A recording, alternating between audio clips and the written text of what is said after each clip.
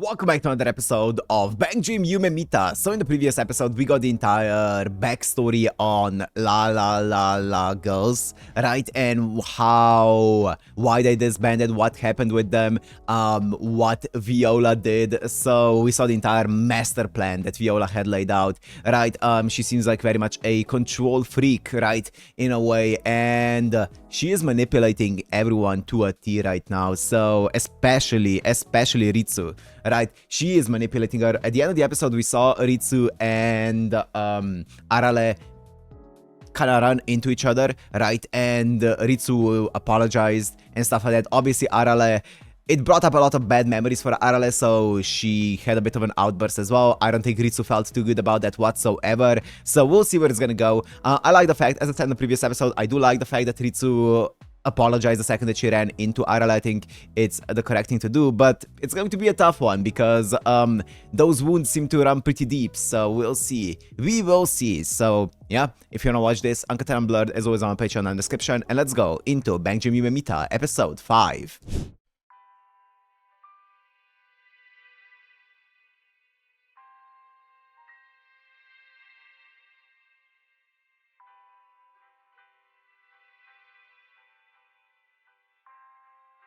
Looks like a Digimon.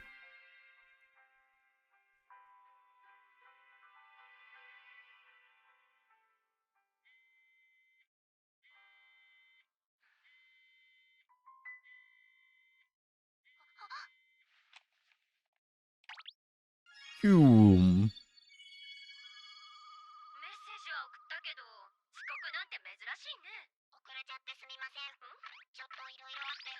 Ha, sound only.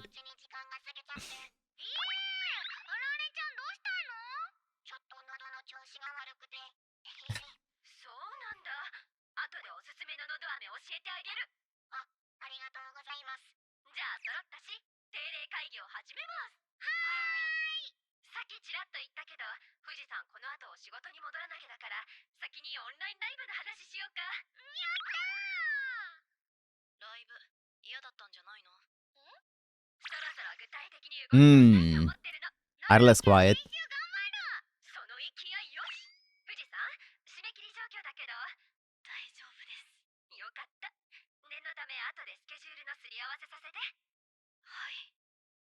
Uh-oh.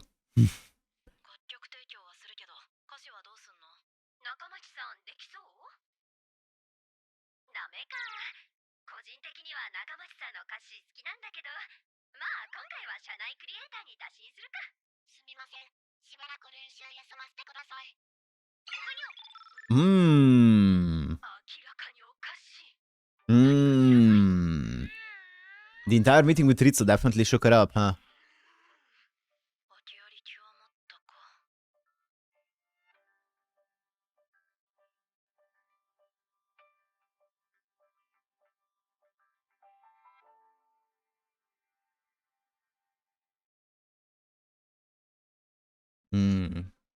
They do blend some really nice 2D and 3D shots together, right? Some of the close-ups are in 2D.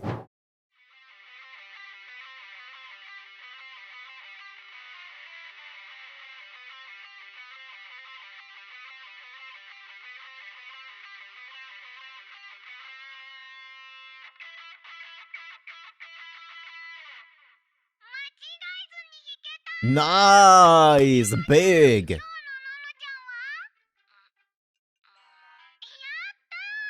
She's so good.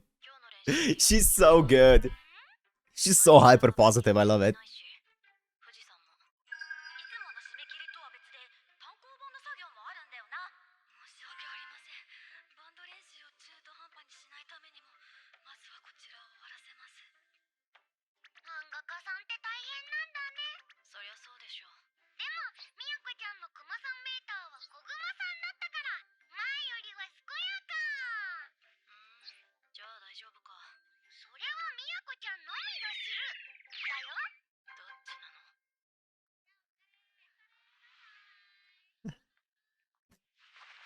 She's keeping the vibes high, which is really nice.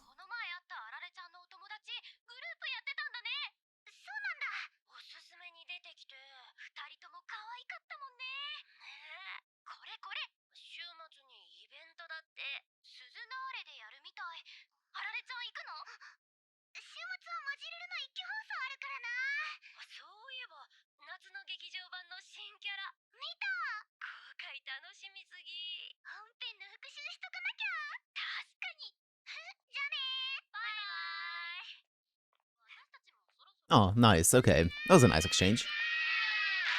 Ow! She is not phased.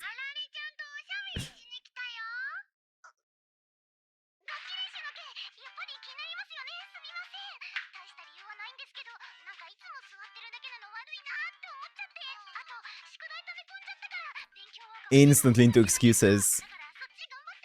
Come on, Nona.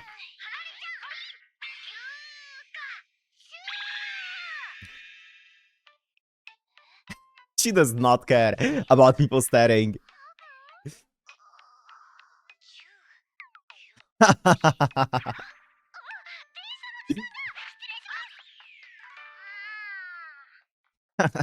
Nona's the best.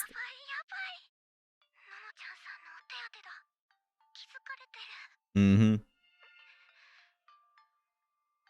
It's her first aid.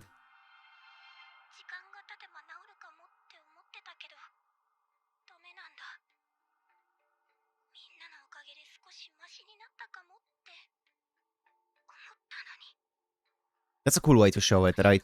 An elevator going down, kind of like spiraling down.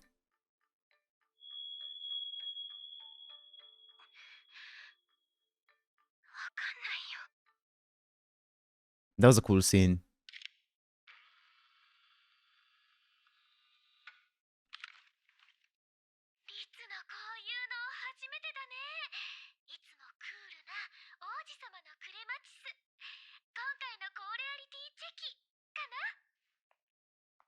Here we are.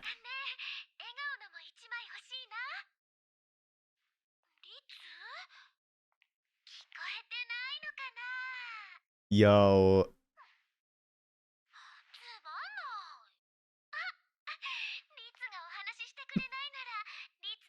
Yeah, you can't say that. You can't say that.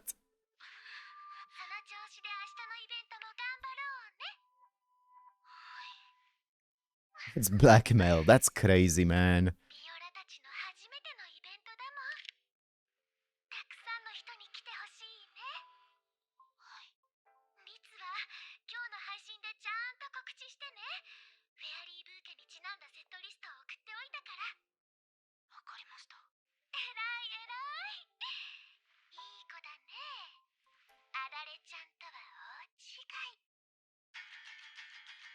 Bro.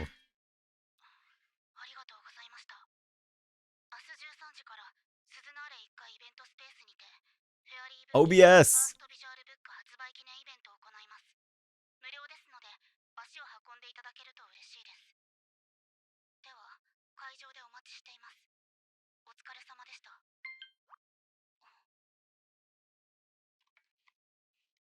Viola.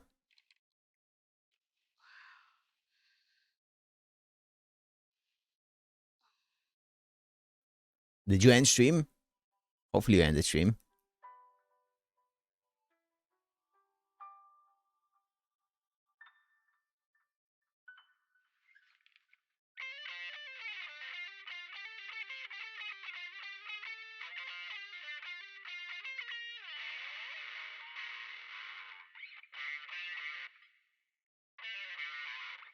I mean, the camera's there, but is the stream on? Oh, she did. The stream is still on.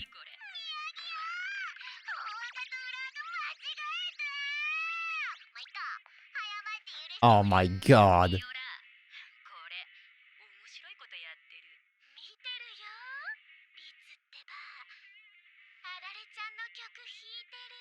Oh. Oh boy, she forgot to turn it off.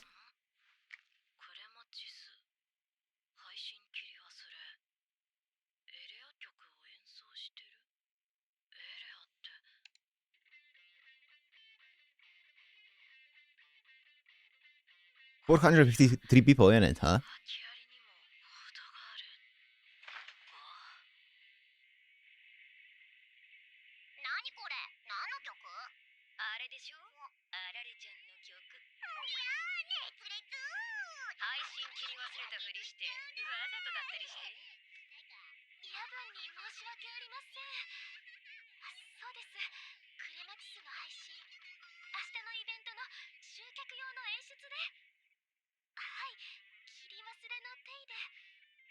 She's just acting like she forgot it. What?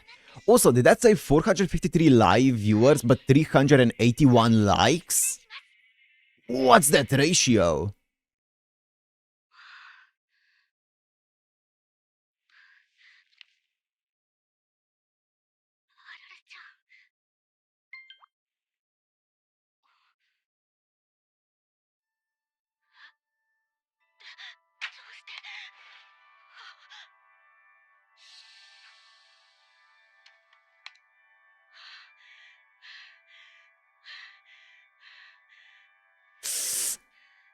Ooh, happens to the best of us. Happens to the best of us. It's bound to happen at some point to me too. Happens to the best of us. It's okay, Ritsu.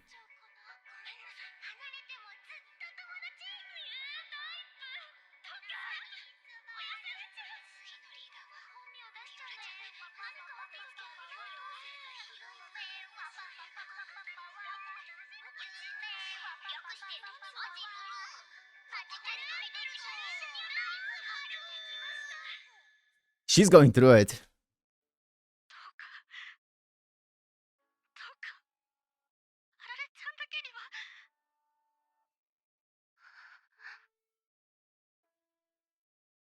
She was watching it. Dude, it's so easy on OBS to misclick the button. It hasn't happened to me where I've forgotten to end the stream, but it's so easy. I have accidentally started a stream instead of starting recording before. So it's so easy to click, let's say, start recording when you want to click end stream instead, right? Or something along those lines. And then you start recording, but the stream is still running as well because you can do both of them at the same time. So if you misclick the button and just minimize OBS while it's happening or something along those lines, you're never going to even know that it hasn't ended yet. You're just going to be recording and streaming at the same time or something along those lines, right? So it's really easy to actually, for something like that to happen. So you have to be careful when you do something along those lines, right? You have to be really, really careful. It's not unrealistic whatsoever.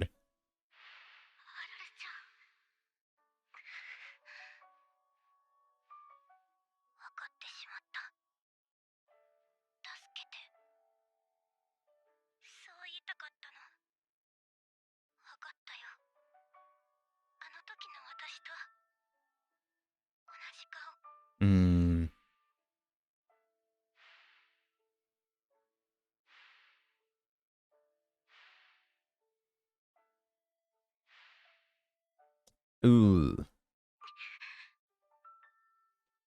Ooh. Not pleasant. Not pleasant whatsoever.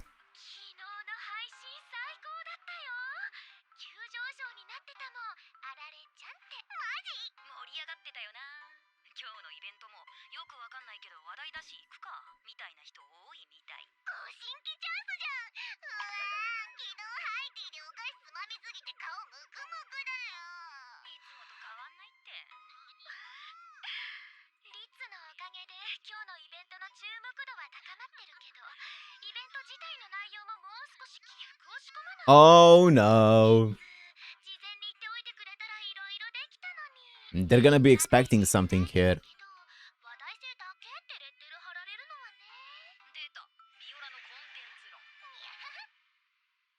The other two girls in the group seem like they're very much on board with Viola.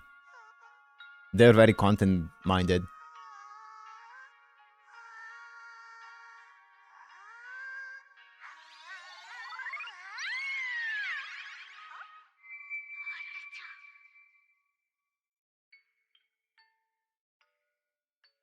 Okay.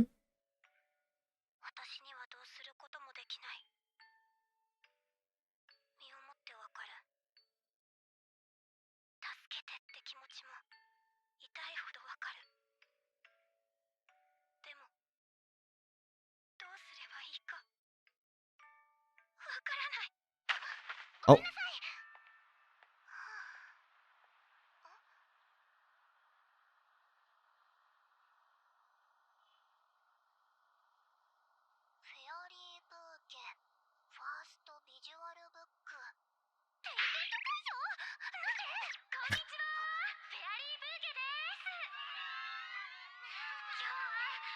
Here she is, Viola.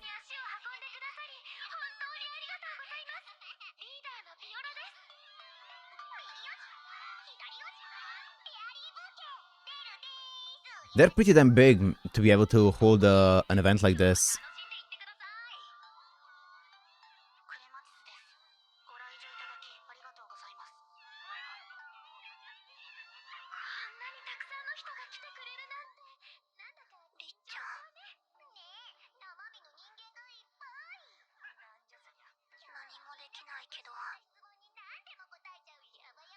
A Q&A segment? Oh, that's dangerous.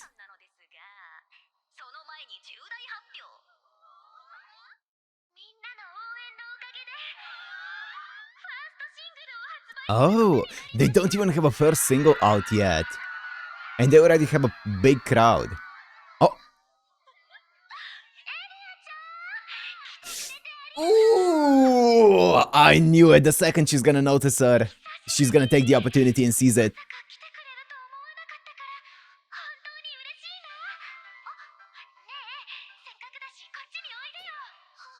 Oh, put you on a spot.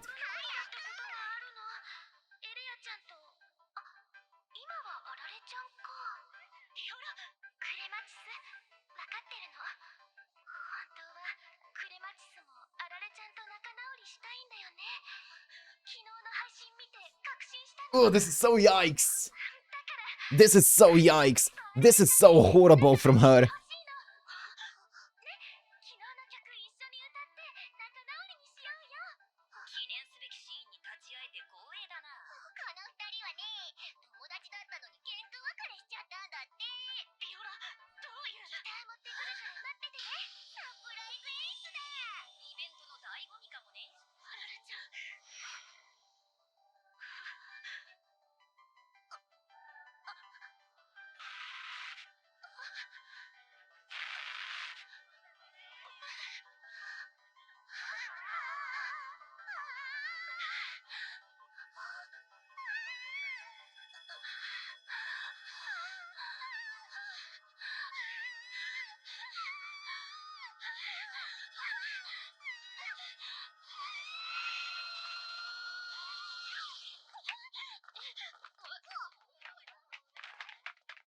Okay. You know what?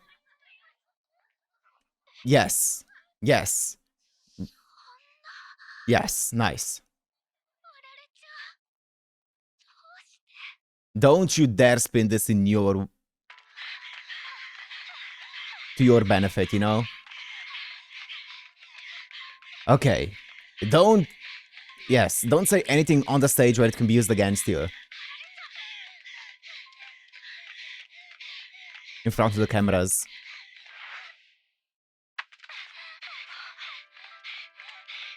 Not letting her go.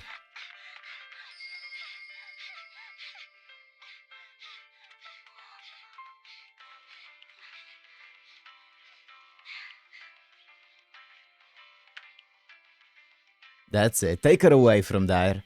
Take her away from there. Those three seem like they fit each other well. Viola and the other two. Clematis needs to get out of there ASAP.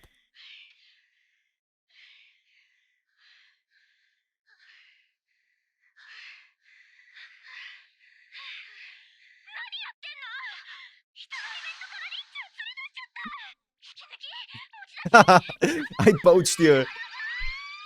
I like how they keep the lightheartedness in it a bit with the way that they direct all the scenes and the way that they do all of those really cutesy visuals in the middle of like a breakdown that she's having, right, and all those things, and the PTSD attack that she's getting, the trauma attack, and then you get the cutesy visuals of like the chibi versions and stuff. They are keeping the vibes a bit more lighthearted than they could have in this kind of intense situation, which I like a lot. I might get sued.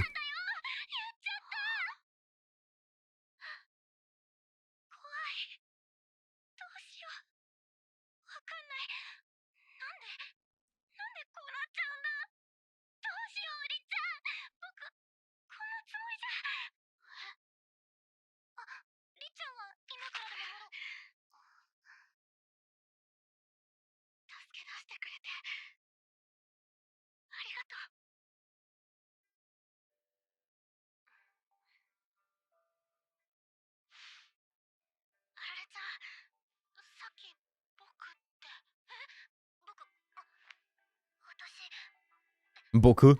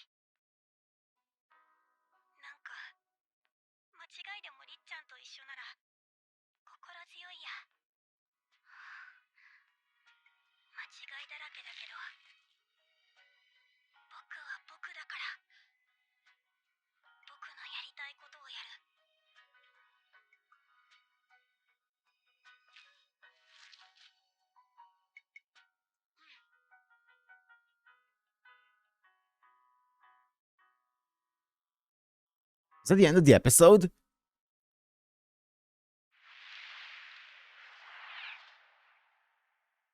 That's so ominous. What are we doing here? That's so ominous. Why are we burning that scene? I think Viola is gonna do something. She's gonna take advantage of the situation in front of all of those cameras. Okay, wait. Do we watch this?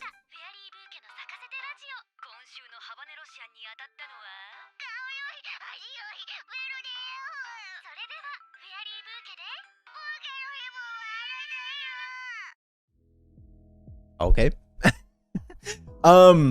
Dude, what a crazy episode. So yeah, Viola is orchestrating something here. I feel like she's going to take advantage of the situation somehow to turn everyone against them, which is going to be pretty rough. But that might be one big plot point now from here on out, right? Viola taking this opportunity to basically start a bit of a, you know, get a bit of a mob to turn against them, which is going to be very, very interesting to see how they handle this. It's going to be tough though, right? Obviously, it's going to be very, very tough. I do like the fact that Arale didn't speak on stage, as I said, because in that kind of situation, nothing that she would have said would have been good. Everything could have been used against her, and even this, her running away, can be used against her, but I think that is the safest way to go about it. Take Clematis, right, Ritsu, and run from all of the cameras, right? That's fine. The other two people in the group there, in Fairy Bouquet, they're very compliant with what Viola's doing. They're not dumb. They know what's happening there, and they are very much helping her out. They are not any less you know, they're also extremely toxic, it seems. They are very much doing everything that they can for the numbers, for the clout, right? So they are far from innocent in this entire situation. So yeah, I'm sure they know everything that happened with Arale. Even if they don't know that Viola is the one who did it, they know how Arale must have felt when everything happened that did happen, right? And dragging her up here in front of this many people is just it's so rough, right? It's a horrible thing to do, to drag someone with severe PTSD of like crowds and stuff, to drag them in front of a crowd like this to confront someone else. That is horrible. But yeah, we'll see what's gonna happen with Ritsu and Arale and what Viola is gonna end up doing in this entire situation here, right? It's going to be very interesting. I hope that it's not too bad whatever she does here. I'm sure that Ritsu and Arale are gonna find a way out, but we'll see. I also think that Nono's gonna help them. Like the rest of the band, we don't really get to see, especially in this episode, we didn't really get to see much of the rest of the band. Even the previous episode of Yume Mita, right? It was mostly focused on La girls and Viola and stuff like that, right? But I'm sure that from here on out, they're going to become more instrumental in helping out Arale and probably Ritsu as well. I hope that Ritsu manages to get out of that group, because that group is just pure toxicity for her, right? So it's an extremely toxic group there. So I hope she manages to find a way out, and yeah, I hope that the band members of Yume Mita help her out. I don't know what's going to be the deal with Ritsu at the end. I don't know what's going to be her story right from here on out, but we'll find out. Right, that was a great episode. Really interesting. As I said, I do like the fact that they are keeping the vibes a bit more lighthearted than something like